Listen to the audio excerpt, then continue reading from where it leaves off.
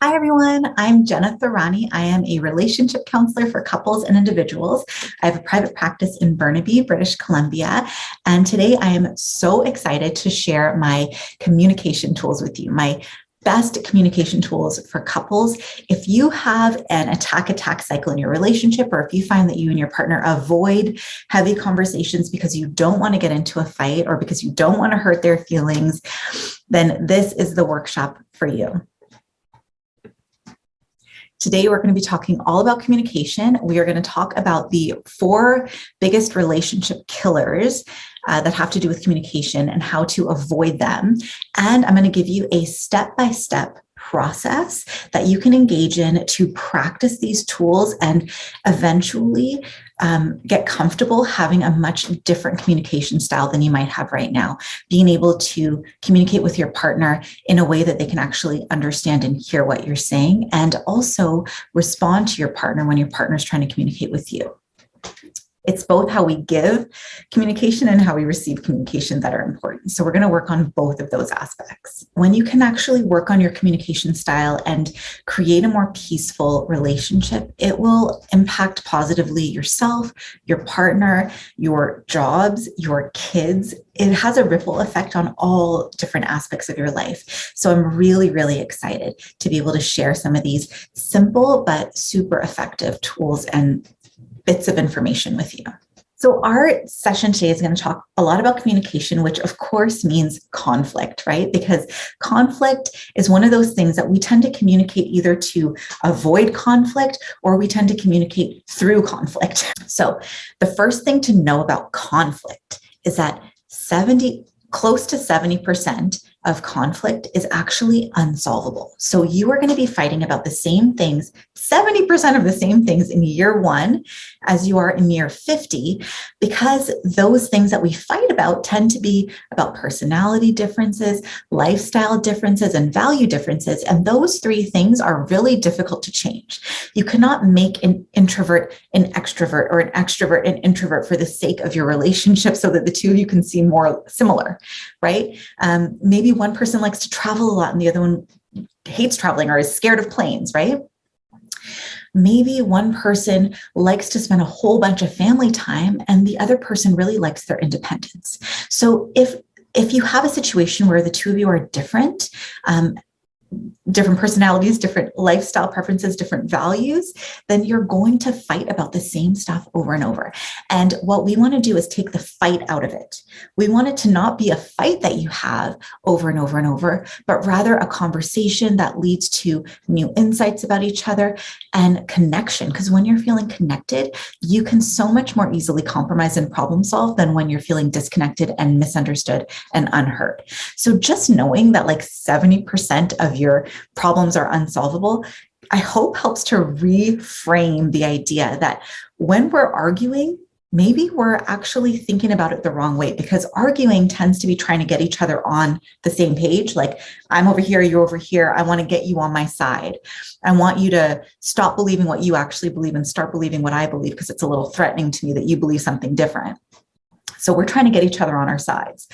That's not going to happen 70% of the time. So maybe instead of trying to argue your point so that your partner understands so much that they abandon their own perspective and go to your side, maybe instead of doing that, we focus on simply understanding each other, gaining insights about each other, and talking about things in a respectful way, in a gentle way, that allows us to just sort of like still feel good around each other. So I think it's important to emphasize that it is possible to treat each other with respect and kindness when we disagree, but not if we're triggered. So if we're triggered, that's the first thing we need to work on, is learning to self-regulate, learning to breathe instead of saying that thing that we know is going to impact our partner in a really negative way. Like saying that thing that oh, I'm going to say this, they're going to be so mad, right? And the temptation when you're feeling triggered is to say it. It's to say it because you're mad. But what I want you to do is in those moments, remember this workshop and remember, hey, Jena told us not to say that thing. So instead of saying that thing, I'm going to take a deep breath.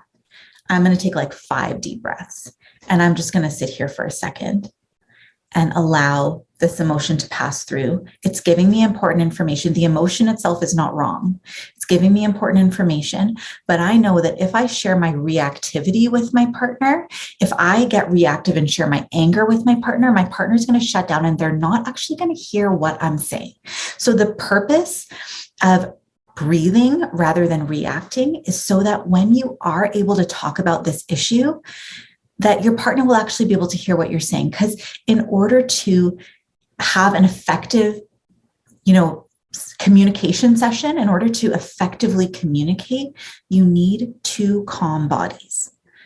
If either of you is feeling reactive, defensive, in fight or flight, you will no longer be able to effectively communicate because the person that's in fight or flight, all of their resources are going into their body, preparing them to fight, to run away, to collapse. So their resources are not in their brain helping them to understand what you're saying. So anything you say to a person in fight or flight is just going right over their head. What you'll notice is they might be repeating the same things over and over again. What they'll notice, the person in fight or flight, is that their heart rate is getting really high. They might feel flushed. They might say things and then later on not even remember what they said. So these are not the conditions that are going to be able to create an environment where effective communication can take place. So what we need to do is really work on our reactivity first. And everything I'm going to teach you in this session is going to be in order to A, work on your reactivity, but B, also avoid the things that actually harm your relationship. Because there are ways that we communicate with each other that actually harm our relationship. They actually kill our relationship from the inside out. And I know firsthand how easy it is to fall into this trap of feeling so resentful, so angry, so bitter, so hurt, so wounded by something that's happened in your relationship that you stop even acting like the person that you want to be in your relationship. And it's like your partner becomes your enemy. I know firsthand what that's like, and I know how difficult it can be to be in that situation. I know how helpless you can feel when you're in that situation. And I'm here to tell you that there are ways to overcome it, and it's not easy, but I'm going to help you along. Watch this video as many times as possible and practice the things that we're talking about in here. There's going to be a tool in a few slides that's going to actually give you and your partner a very structured way to talk to each other, where you're going to be able to practice all the things that we're talking about here. So the 4 horsemen of the apocalypse, this is research done by John Gottman. He's a marriage researcher. He and his wife are marriage researchers. They've been researching marriage for like 40 plus years. And what they found is that these 4 things kill your relationship from the inside out. They are criticism, contempt, defensiveness, and stonewalling. So I'm going to go through these 4 things. Criticism is basically complaining about your partner's character. It's a put down. It's when you say something like, why are you so lazy? Or you don't even care about me. That's why you're not doing this stuff. You're basically telling your partner that the reason that they're doing the thing that you don't like is because there's something wrong with them. And criticism comes very naturally to us because we engage in this thing called the fundamental attribution error, where when I do something wrong or mean or careless, I know the reasons behind it. So I'll say, well, it's because I was hungry. It's because, someone had been really mean to me that day. It's because I have, all this stuff going on. There's so many reasons why I acted the way I did. It's not because I'm a bad person. It's because of all these other reasons. But if my partner does it, or if someone outside of myself does it, I will say, well, they're doing this wrong thing because they are wrong, because they are bad in some way. They are defective in some way. So here's an example of the fundamental attribution error. Say you come home after work and you find your partner sitting on the couch, not doing any housework, not doing anything, just relaxing. And you think to yourself, oh my goodness, they are so lazy, or oh, they're so selfish. Why are they not doing anything? They had all this time that they could have been helping out, right? Now imagine a week or so later, you come home and your partner's out with the kids. You have had such a long day and you think, oh my goodness, I've had the longest day. My boss was a nightmare. So much happened today. I really just need to relax. Oh, I know I should be doing housework and there's so much I could be doing, but I really just need to relax. So you lay down on the couch, and when your partner comes home, they give you kind of this look like, oh, you're sitting on the couch. And you say to them, oh, I just had such a long day, but you can tell they're not really buying it. So what's going on here is that when it's you know all the circumstances surrounding why you're making the decisions you're making. You know it's not because you're a lazy or selfish person. You know it's just the situation. But when it's someone outside of yourself, like a partner or a colleague, and they do something that you don't necessarily like, we tend to think it's because they have some kind of a character flaw. So this is what we do. It's called the fundamental attribution error because we all do it. It's fundamental to who we are as people. So criticism comes very easily to us because we tend to think that if someone does something wrong, it's because they're defective in some way. Whereas if we do something wrong, there's a good reason for it. So you want to watch out for criticism, right? It looks like, what's wrong with you? Why would you do that thing? Instead of, hey, why did you do that thing? Why would you do that thing, right? There's two different ways of approaching that. One of them was very critical. The other one was curious. So criticism kills our relationships. Contempt kills our relationships. Contempt is that look. It's that eye roll. It's like, oh, what is wrong with you? It's like, I'm better than you. That's contempt. It's basically criticism, but you can feel it. It's visceral. You can see it on someone's face. Defensiveness is a response to criticism, but it is also a killer of relationships. And it doesn't have to happen just in response to criticism. Sometimes we can get defensive even when there's no logical reason to be defensive, but it can just be sort of how we've learned to deal with things. So defensiveness looks like not taking accountability for your part of whatever's happened. So, well, yeah, I yelled at you because you did this thing, right? So you're not taking accountability for your yelling, you're blaming it on the other person. You're defending your actions, even if maybe under different circumstances, you might have said something like, oh, I'm so sorry that I reacted that way. I really didn't mean to, right? So that's like kind of not defensive. Saying, oh, well, I did that because you did something. That's being defensive. And stonewalling is when you just refuse to kind of like look at someone, like they'll be talking to you and you'll just be looking away. You're there, but you're not there. It's also kind of like if you ignore each other for days at a time, right? So I have a lot of couples who that's their cycle. They'll get into a fight and then they'll just ignore each other for several days until one of them breaks the ice, but they'll never actually repair what happened. They'll just sort of brush over it and then it happens again and again. And then they can't trust their relationship anymore. So you want to avoid those four horsemen of the apocalypse. And the way you avoid them is by focusing more on other things. So by focusing on appreciation, which if you watch the Connecting with Your Partner workshop that I do in this series, you'll learn a lot about appreciation, a lot about positive reinforcement, which means just like focusing on the good and commenting on it, complimenting, really making the emphasis what your partner's doing right. Catch them doing something right instead of catching them doing something wrong. And self-awareness is something that you can engage in to, especially to stop all of those things. You got to be self-aware. You got to be aware of what you're actually putting out into the relationship. So that means breathing. That means understanding your triggers. That means noticing when there's something going on for you and when maybe it's actually about me and not my partner. Like maybe I came home in a really bad mood and then my partner did that thing that they do that annoys me. And instead of being able to brush it off because I was already in a bad mood, I reacted, right? That's self-awareness. And if you can catch it early, you might even stop yourself from reacting. And then giving the benefit of the doubt, which just means recognizing that your partner has reasons for what they do as well. Kind of like you have reasons for what you do. We talked about the fundamental attribution error. Your partner also has reasons for what they do. They're not doing it because they're a bad person. Maybe they don't remember what you said. Maybe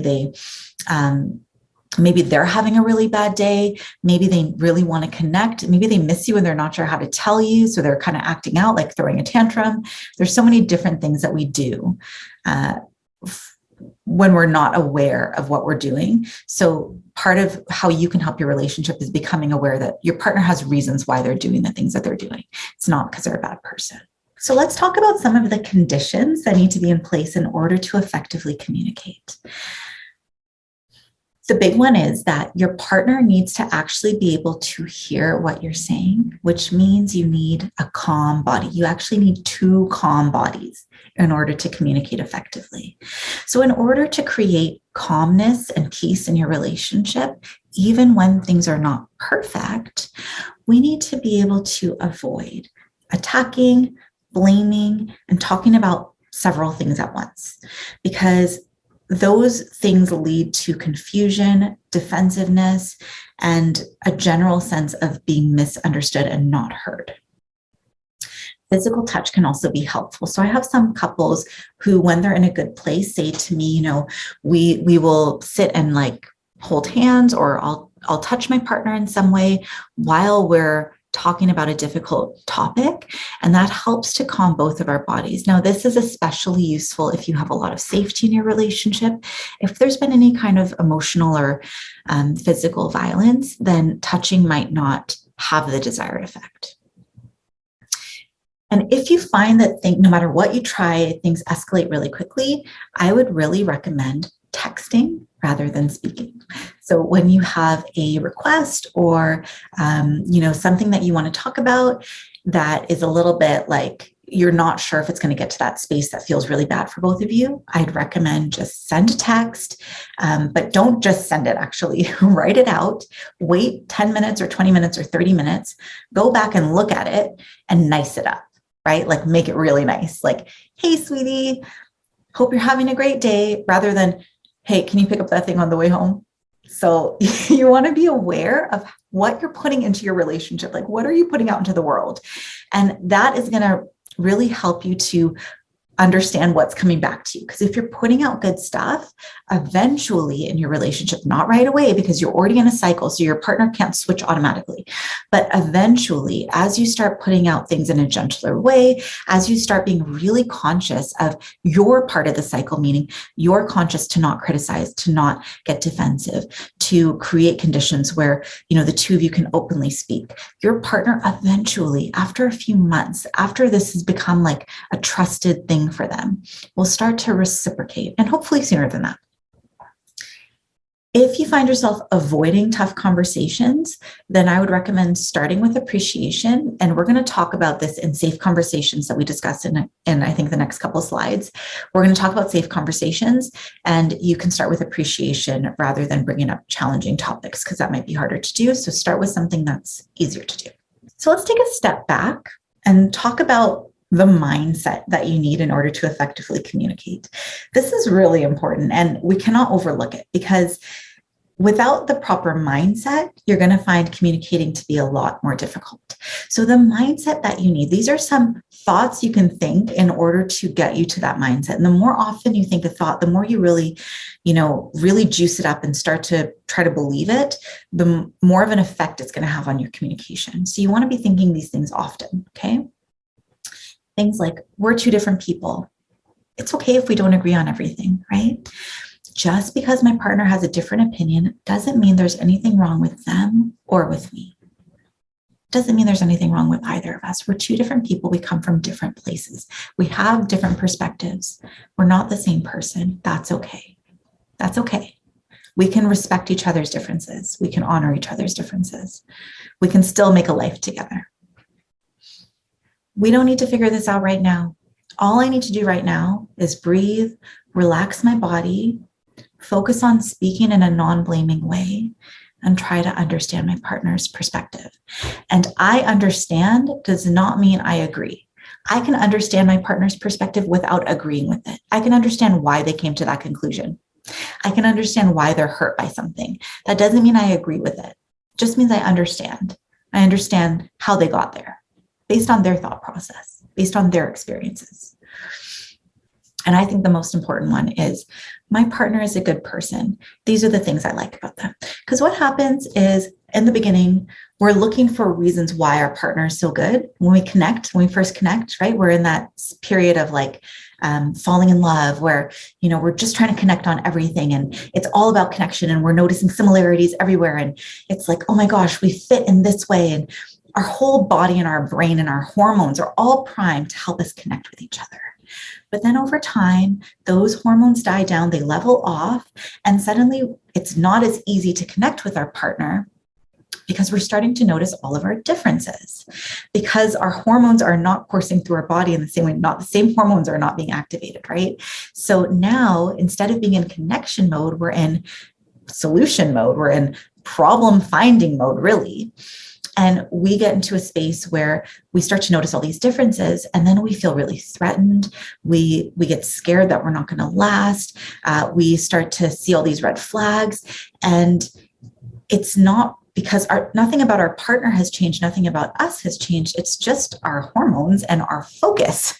So we can't change our hormones, but we can change our focus, which actually will shift our brain chemistry. So if we're focused on things about our partner that we really like, that we appreciate, the ways that their differences actually help us and bring out something good in us, if we're focused on that, then that is going to become magnified, and we are actually going to start seeing those good things everywhere rather than seeing the bad things everywhere. And that's how eventually we create a really strong relationship. So when you think to yourself, my partner is a good person, you're actually magnifying the things about them that are good.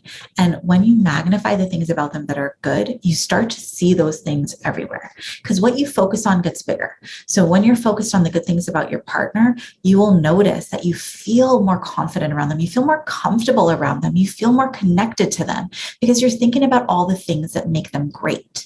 And when you feel comfortable around someone and connected to them, you show up in a softer way, which allows them to show up in a softer way to you. So just by focusing on the good stuff about your partner, you're actually single-handedly changing your relationship, the way it feels, the way it looks, the way you connect, the way you problem solve, the way you communicate, all of it, just by that one simple mindset shift, because it leads to so many other things. So in order to effectively communicate, there's a few things that need to happen. Firstly, you need to be layering it with a lot of appreciation. Secondly, you need to focus on one thing at a time. Thirdly, you want to make a request rather than a complaint. Making a request just feels it's more solution focused. It allows your partner to know exactly what to do. Sometimes when you complain about something, it just makes your partner feel like they're doing everything wrong and they don't actually know how to fix it. But if you make a request rather than a complaint, it helps your partner to know exactly what they can do. And it helps them to feel like more positive about the thing, especially if the request is said in a really gentle way, that you're layering with a lot of appreciation. And if you give them time to kind of process. So this safe conversations framework that I'm going to give you is going to help you to practice all of these skills. And you'll find that if you engage in safe conversations once a day with your partner, you will notice that after a little bit of time, a week, 10 days, you're starting to actually take these skills that you're learning in safe conversations and bringing it to other areas of your relationship. So instead of having to work so hard not to criticize, you will find yourself naturally not criticizing because you're going to be approaching your partner with more curiosity than with criticalness. So this is a very structured framework. It's called Safe Conversations. Another term for it is the Imago Dialogue. You can look it up online to get more information about it. I'm going to give you kind of the bare bones basics of it because I want you to come away from this session with something tangible to work with, to work on. In Safe Conversations, one partner is the sender, the other is the receiver. And the very first thing that you're going to want to do, and this is going to feel very structured, and I'm warning you this in advance, it's not going to feel like a simple shift that you can just easily throw into your relationship. This is a structured intervention to help you communicate more effectively, and it works. So the first thing you're going to want to do is make sure that your partner has time for this conversation. So you want to ask their permission, like, hey, is this a good time to talk about something that's been on my mind, to give you an appreciation? Is this a good time to connect for you? Your partner, the receiver, can say, yes, it's a good time, let's do it.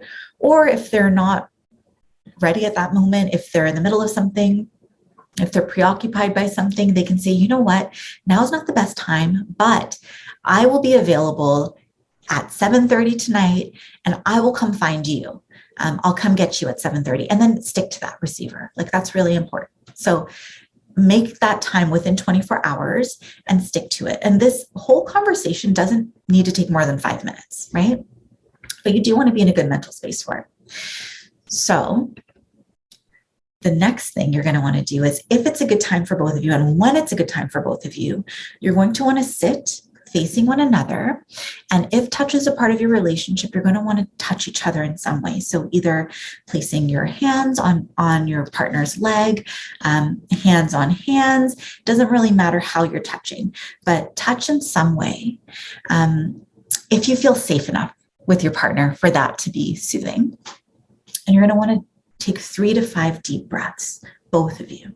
So you touch, you're sitting there, you're slowing everything right down. Because one of the things that gets in the way of our communication is that we're so fast, we're so ready to like solve the problem, fix the thing, complain, do the thing, like tell our partner what's wrong, that we don't take time to slow our bodies and our breathing down so that we can actually engage in the conversation. So you take 3 to 5 deep breaths, close your eyes, breathe, breathe, breathe. And then the sender will say the thing that they want to say in a very non-blaming way, in a way that is not a complaint, but a request. Or if it's a complaint, they're going to say it in a way that's just coming from their perspective, that's not assuming there's anything wrong with their partner because they're doing this thing. So an example would be, if your complaint is something like, your partner's been going out twice a week with their friends and they haven't really made time for you and you're starting to feel neglected, right? Instead of saying like, you go out all the time, you obviously don't care about me, or however else that might come out, you can say something like, you know what? I've been missing you so much. And I'm so happy that you have a lot of time out with your friends. I think it's a really wonderful thing for you and, for your mental health and all that stuff. I'm wondering if we'd be able to create a date night for us where we can go out and just enjoy ourselves, because I'm missing you so much lately and I would love to connect. So you're talking about one thing here. You're bringing up one thing and you're saying it in a gentle way, and you're making a request based on how much you care about the person, not based on them doing anything wrong, not based on anything else, just based on how much you care about your partner. So you're sending that message in as gentle a way as possible. And then your partner, the receiver, your whole job as the receiver partner is to reflect back what the sender has said, using the sender's words. So something like, okay, if I'm getting you right, you're missing me a lot. You're happy that I'm able to go out with my friends. You know how good it is for mental health. And you're hoping that we can create a date night like once a week where the two of us can hang out. So what's happening here is that the receiver is being forced to really engage with the sender's message. They're being forced to, right? Because they're mirroring it back. So they're not able to be in their head thinking about their response to it. Instead, they're focusing on, what did my partner just say? Because on average, we get like less than 20% of what the person says when we're not actually paying attention, right? So we have to be paying attention, meaning thinking about their message, not about what we're going to say in response. And the receiver asks, did I get that? And the sender can say, yeah, you got that. And the receiver can say, is there anything else, right? And if the receiver didn't get it, if there was a point that they were missing, the sender can say, actually, yeah, you got most of that. And also there was this one extra point about this thing. And the receiver can say, oh, okay, and reflects that back. So what I'm hearing you say is, I tend to be in a really good mood the days after I go out with my friends, and you really like that. Oh, I see. Okay. And so then the receiver says, again, did I get that? And the sender can say, yeah, you got that. And the receiver can say, is there more? That's really important, right? You're letting the sender know you're open to hearing more about their experience. And this is a great opportunity for the sender to share a memory that's associated with the original kind of thing that they wanted to talk about, the original request. So sender might say something like, growing up, I remember that my mom would go out a lot with her friends. And I remember that my dad always seemed really sad when my mom was out. And I think that that kind of comes back to me. Like, I felt so bad for my dad. This isn't a real story. I'm just making it up. I felt so bad for my dad that my mom would go out all the time. And I could tell how lonely he was. And I think that when you go out, it triggers those memories in me. I don't think it's actually about you. I think it's just about me. And like that memory of watching my dad feel so lonely and not knowing what to do about it, feeling so helpless, and knowing that he wanted to connect and not being sure as a kid how to help him do that. So what you're doing with this message is you're letting your partner know, hey, this isn't about you. This is actually about me. And you're taking responsibility for your own feelings, essentially. And you're sharing with them a part of yourself, maybe a part that they weren't aware of, right? So then the receiver reflects that back. Oh, so if I'm getting this right, your dad would often seem really lonely when your mom went out, and you felt really bad for him, and you wondered how you could help him, and you weren't sure how. And sometimes when I go out, it kind of brings that back up in you.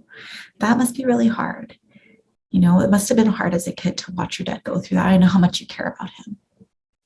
So you're showing empathy. You are, again, just focused on your partner's message. You're not focused on how you're responding, because that's not part of it right now, right? So then, did I get it? And the sender can say, yeah, you got it. Receiver, is there more? Sender, no. Thank you for listening. Receiver, thank you for sharing. And then you hug, right? That's it. And so what that does is it gives both of you a chance to engage in a conversation that is focused on one message, that is non-blaming. So you're working on being non-blaming, you're working on being non-critical, you're working on taking responsibility for your part of the cycle, you're working on sharing with your partner what's going on with you. You're doing it all in this really tight framework that doesn't allow for a lot of our old reactive triggers to come out. And I know firsthand from doing this particular exercise that you're still going to feel your triggers, but because of the structure of the conversation, you're going to be forced to breathe through them, not bring them up. It's not going to be foolproof. It's not like every single time it's going to go swimmingly. Sometimes you are going to get into your cycle. But if you're able to keep coming back to this, keep practicing, you're going to be practicing all the tools you need in order to have a really peaceful environment between the two of you. And focusing on one issue at a time is really important, and framing it as a request rather than a complaint is also really important. So I hope that this gives you something to work with, something to bring into your relationship, something new and fresh. Yes, it is going to feel silly the first few times. My husband and I laughed a bunch the first few times we did it, but we also learned a lot about each other. The very first time we did this, we learned about each other. And so we keep doing it every day. And I'm noticing that it's helping us in our relationship when we're not doing safe conversations, because we are reflecting back to each other a bit more. We're focused more on the process of hearing what our partner's saying, because the feeling of being heard by your partner, of knowing that they're hearing you because they're actively reflecting back what you've just said, that is invaluable. That is priceless. That is something that creates connection, because it helps you feel like this person cares about me. They're here. They're focused on me. And of course, then you can have an opportunity to switch where the receiver becomes a sender, and you can do that whole process again. So for homework, I would love for you to try this out, do it daily for at least 10 days and see what happens, see what comes of it. Take it as an experiment, collect some data, but know that this is one way to practice all the skills that we've talked about here about effective communicating. So some things that can get in the way of effective communicating are old attachment injuries, hurts and resentments. Attachment injuries are basically old hurts and resentments when you wanted your partner to be there, but they weren't there for you in some way. When one partner has checked out of the relationship because it's just become too difficult to be emotionally invested, when there's a lack of trust. This Safe Conversations is a way to build trust, but it really depends on what the lack of trust is around. When there's an active affair, when there's undiagnosed or diagnosed but maybe not treated mental health concerns like anxiety, depression, postpartum, PMDD, which is premenstrual dysphoric disorder, bipolar, borderline personality disorder. There's so many different things that can show up in our relationship. But when we're able to work on this communication part of it, oftentimes we find that it actually helps us to increase our tolerance for our own uncomfortable emotions, because we learn to breathe.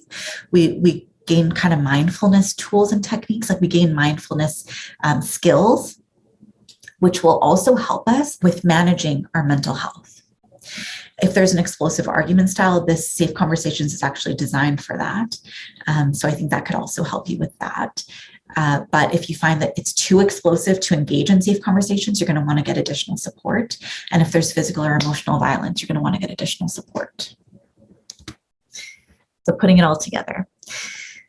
Really, this is about recognizing that the only thing you can control in your relationship, the only person you can control in your relationship is yourself and how you act and react to your partner. So it all starts with mindset, taking the time to appreciate what you like about your partner, to really like magnify that in your mind, and then taking actions that are aligned with the person that you want to be in the relationship. So taking a deep breath when you're feeling triggered, not sharing your reactivity, but instead allowing your emotions to pass, knowing that your emotions are giving you good information. There's nothing wrong with having an emotion. It's telling you have a need. It's telling you, hey, there's something here I can make a request about, right? And taking care, being cautious of how you communicate with your partner, because these little small moments of communication will make or break your relationship eventually. So you want to avoid the 4 horsemen, you want to engage in safe conversations, and you want to recognize that even though this process is not going to be easy to shift your communication style, it is definitely possible, and it is so worth it at the end of the day. You can use these skills with your partner, with your kids, with your family members, with your colleagues, with your boss, with everyone in your life. This is just a wonderful way of approaching human interaction, of approaching relationships. And also keep in mind that this stuff could be completely new to you, and it might take time. It might take a lot of time. You don't have to be perfect. You're going to stumble and fall. It's not going to be completely seamless every single time. You're probably going to totally fail at it a few times, right? Either you or your partner. And it's also nice to keep in mind that even a 10% shift, even a 5% shift in the direction of being more generous with your interpretation of your partner, of appreciating, of taking a deep breath, of engaging in a safer conversation style will improve your relationship. So take it in small, sustainable steps. Keep trying. Don't give up. And if you have questions, you can reach out to me at jenatharani.com.